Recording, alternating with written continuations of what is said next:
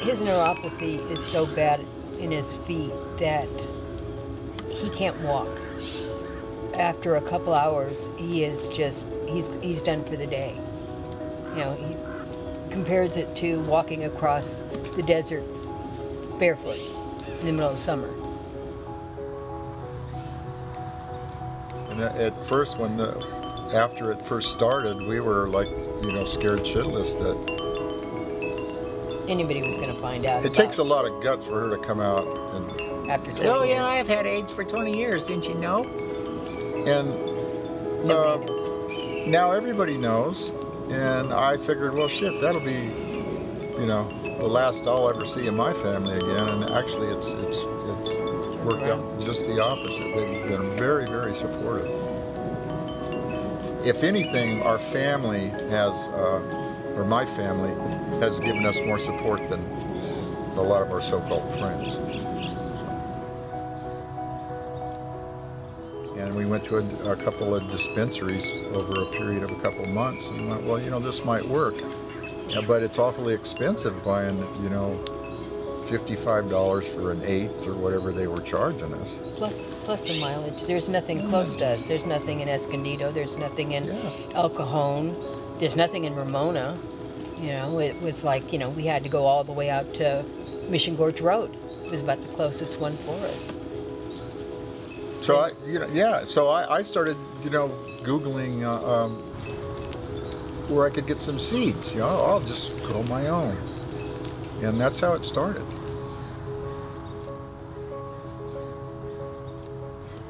It helps with my feet, it helps with my arthritis.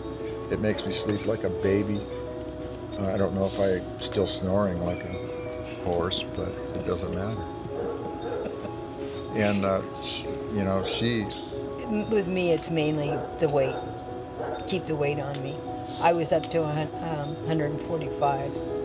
And because if I get sick, I drop weight so fast that it would, it helped me, my appetite, and it helped me sleep. And it, just the aches and pains and some of the damage that they did with the radiation is just really makes my life miserable. So it just made my life just a little bit easier to deal with.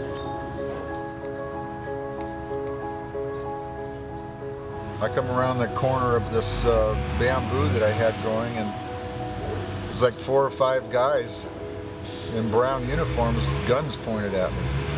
Said, drop to your knees. And I dropped to my knees. And they cuffed me. And, it was very scary. Caught me by surprise because as far as I knew, I had done everything that was legal.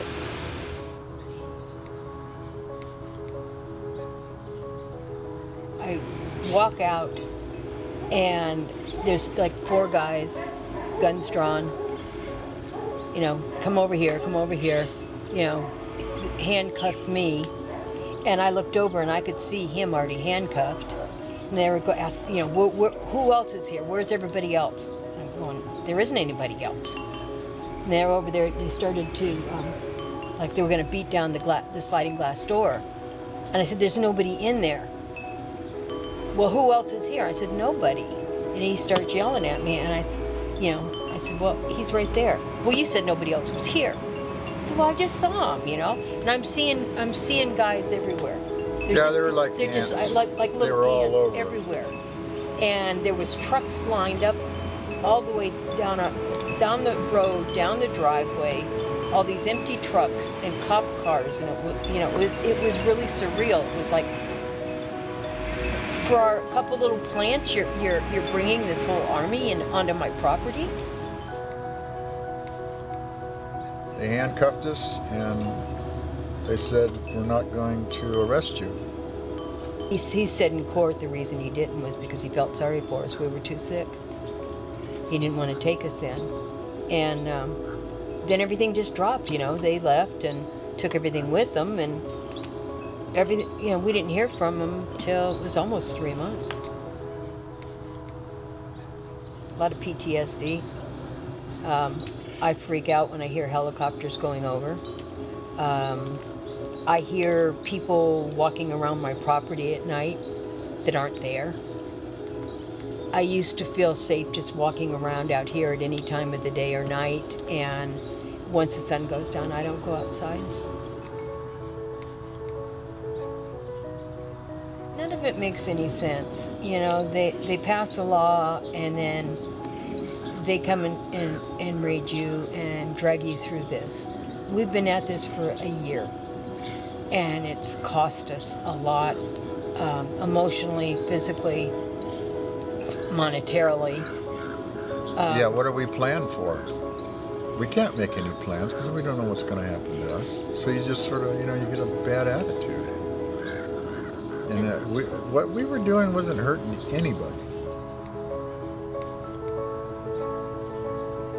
They're just out to destroy your life. I mean, they're willing to just take our lives and just, Well, they already have. They say that the process is the punishment, and they've done a job on me. And if they can throw you in prison or jail, then that's a bonus. Yeah. Well, I know my wife, and if she was to go to jail for this, she'd die in there. I really believe that. She would just give up.